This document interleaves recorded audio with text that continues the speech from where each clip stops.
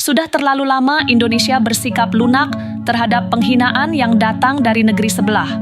Dengan dalih serumpun, Malaysia selalu mencoba menutupi kelicikan mereka, mulai dari mengklaim budaya Indonesia, mencuri tenaga kerja ilegal, hingga menjarah pulau-pulau perbatasan secara diam-diam.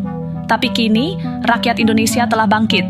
Tidak ada lagi yang bisa menginjak-injak harga diri bangsa ini. Indonesia ini singa yang telah lama tertidur, dan sekarang saatnya mengaum.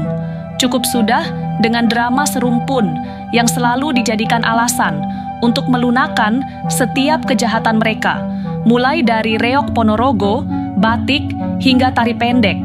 Dari yang asli dari Bali pun, mereka klaim seolah-olah warisan budaya mereka sendiri. Bahkan, lagu Rasa Sayangge dari Maluku pun sempat dicap sebagai lagu tradisional Malaysia. Seberapa besar lagi keserakahan mereka? Tidak hanya itu, Malaysia juga dengan bangga menggunakan TKI Indonesia sebagai tenaga kerja murah dan memperlakukan mereka dengan tidak manusiawi. Berapa banyak TKI yang pulang kisah kelam upah, tak dibayar, disiksa, bahkan hilang tanpa kabar. Inikah yang disebut saudara serumpun?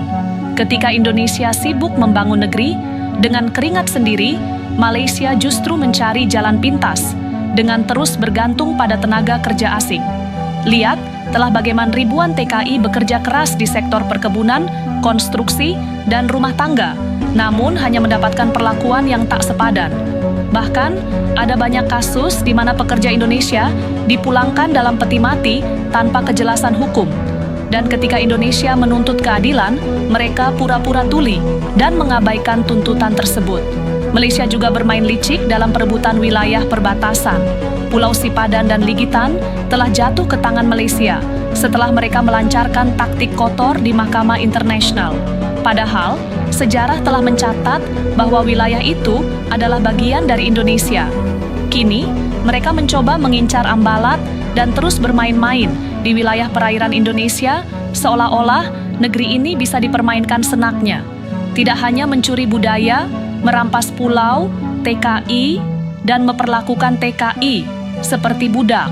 Malaysia juga berkali-kali melanggar kedaulatan wilayah Indonesia dengan seenaknya. Berulang kali kapal-kapal mereka masuk ke perairan Indonesia, mencuri ikan di laut, bahkan berani mengusir nelayan Indonesia dari wilayah yang sah milik. Nelayan yang mencari nafkah di lautnya sendiri malah ditangkap, kapalnya dirampas, dan seringkali mendapat ancaman secara terang-terangan menganggap Indonesia sebagai sekedar pemasok pekerja kasar bagi Malaysia. Apakah ini yang disebut negara tetangga yang baik? Mereka lupa bahwa tanpa tenaga kerja Indonesia, ekonomi mereka bisa lumpuh total. Dari sektor perkebunan sawit hingga konstruksi, tenaga kerja Indonesia menjadi tulang punggung negeri mereka. Tapi apakah mereka berterima kasih? Tidak. Yang ada, mereka justru terus bersikap arogan dan merasa lebih unggul. Dan yang lebih menjijikkan lagi, Malaysia telah berulang kali dengan sengaja menyiksa dan memperlakukan tenaga kerja Indonesia dengan cara yang tak berperi kemanusiaan. Kasus-kasus penyiksaan TKI di Malaysia bukan sekadar 1, 2, melainkan sudah tak terhitung jumlahnya. Dari kasus pekerja rumah tangga yang dianiaya, diperkosa, hingga tidak diberi gaji selama bertahun-tahun, semuanya terjadi di Malaysia. Bahkan ada kasus di mana TKI dipulangkan dalam kondisi mayat, tanpa ada pertanggungjawaban dari pemerintah Malaysia. Ini bukan sekedar pelanggaran hak asasi manusia, ini adalah modern yang dipraktikkan di abad ke-21. Jika kita pikir Malaysia hanya licik dalam urusan tenaga kerja dan budaya, mereka juga tak kalah liciknya dalam dunia olahraga.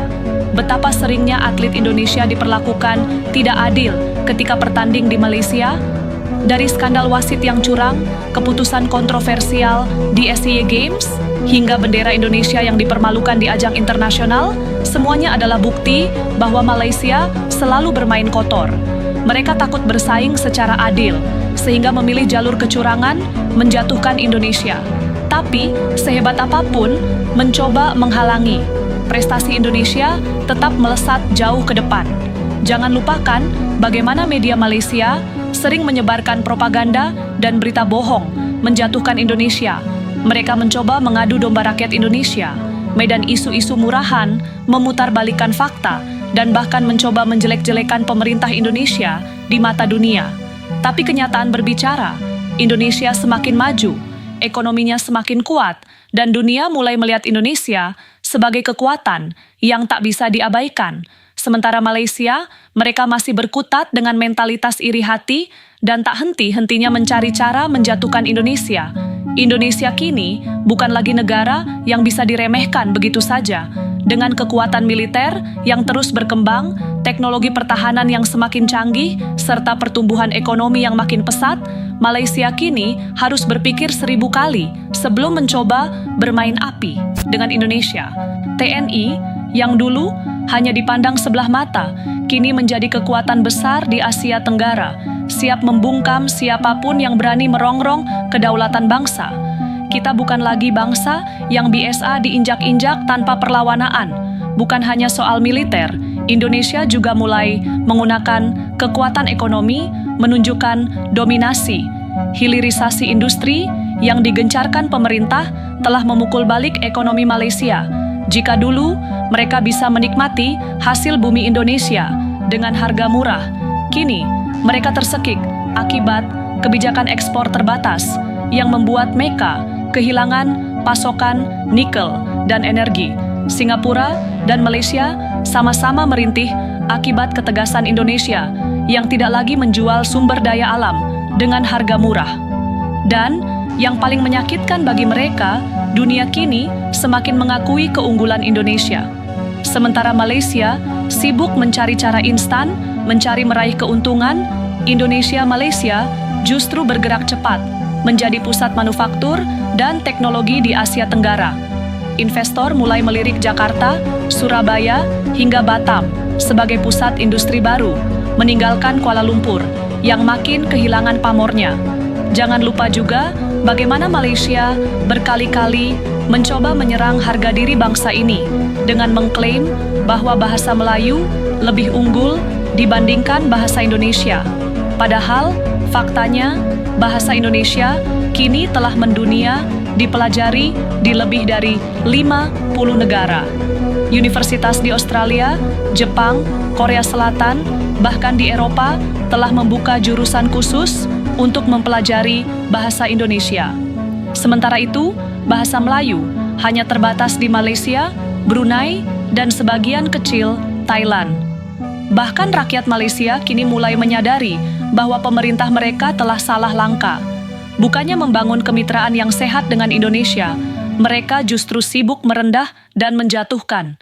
Dan sekarang, ketika mereka benar-benar membutuhkan Indonesia, mereka hanya bisa menangis dan menyesali kesalahan mereka. Warga mulai resah, harga kebutuhan pokok melonjak, listrik makin mahal, dan Malaysia sekarang berada di titik yang sangat berbahaya. Kini, rakyat Indonesia sudah sadar, tidak ada lagi yang namanya serumpun dengan negara yang terus-menerus mengklaim dari belakang. Jangan tipu dengan retorika manis mereka yang berbicara soal persaudaraan. Padahal di belakang selalu menusuk dari belakang. Harga diri bangsa ini terlalu mahal untuk dipermainkan. Jika mereka ingin bermain kasar, maka mereka harus siap menghadapi konsekuensinya. Indonesia tidak butuh pengakuan dari Malaysia. Justru mereka yang panik melihat Indonesia semakin maju dan tak bisa lagi ditindas. Dengan pertumbuhan ekonomi yang pesat, militer yang semakin kuat, serta dominasi Indonesia dalam sektor energi dan sumber daya alam, Malaysia hanya bisa gigit jari. Silakan tulis pendapat kalian di kolom komentar. Jangan lupa untuk like, share, dan subscribe agar tidak ketinggalan berita terbaru lainnya.